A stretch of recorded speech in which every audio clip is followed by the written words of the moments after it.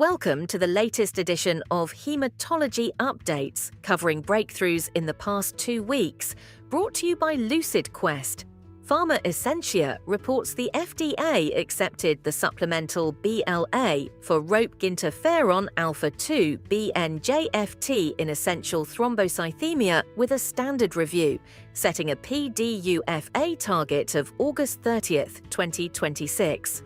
This submission is supported by the Phase 3 SURPASS-ET study and the confirmatory Phase 2b EXCEED-ET, with endpoints not specified in the announcement. Expect potential shifts in prescriber and payer evaluations once full data is available. Ipsen's BTN-3A antibody IPN 60340 received FDA Breakthrough Therapy designation in first-line unfit acute myeloid leukemia when combined with venetoclax and azacitidine. The designation is based on eviction phase 1-2 data, including a single-arm subset with the venetoclax and azacitidine regimen that showed encouraging response rates versus historical standards of care. This supports expedited development and broader modality investment. AbbVie and Genmab announced top-line Phase 3 results in relapsed or refractory diffuse large B-cell lymphoma. In Epcor DLBCL1, Epcoritamab improved progression-free survival versus physician's choice of R-GemOx or bendamustine and rituximab, with a hazard ratio of 0.74, while overall survival did not reach statistical significance, hazard ratio 0.96.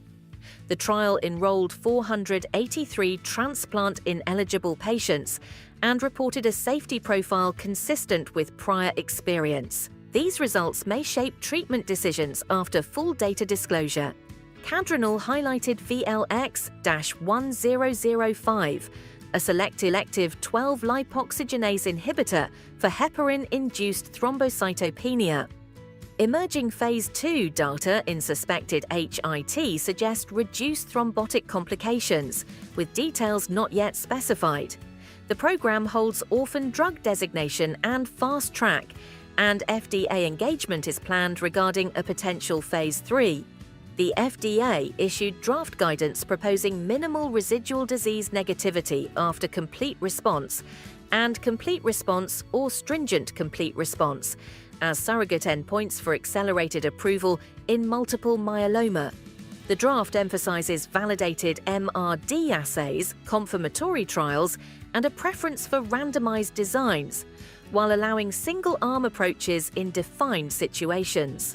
This may influence study design, clinical practice interpretation, and payer discussions.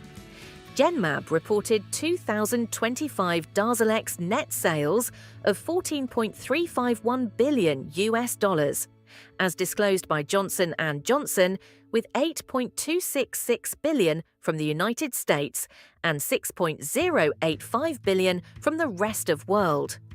Royalty revenues to Genmab are governed by the global license. Continued growth across intravenous and subcutaneous formulations underscores the product's market momentum and competitive impact. Opna Bio announced orphan drug designation for Zavabresib, also known as OPN-2853 in myelofibrosis. This BET inhibitor has been tested with ruxolitinib in the Phase 1 PROMISE study, where data presented at ASH 2025 showed at least 50% spleen length reduction in 16 of 26 evaluable patients. The designation provides development incentives and potential exclusivity upon approval.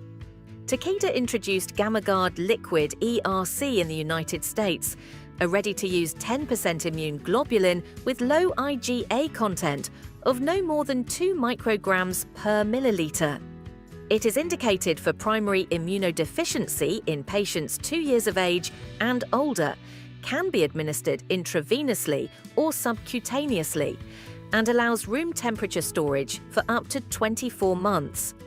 The label includes thrombosis and renal warnings consistent with the IG class, and the product shares a manufacturing platform with Takeda's immunoglobulin portfolio. Stay ahead in hematology research. Like, share and subscribe for our updates. Visit lqventures.com or email us at info@lqventures.com for expert healthcare consultants.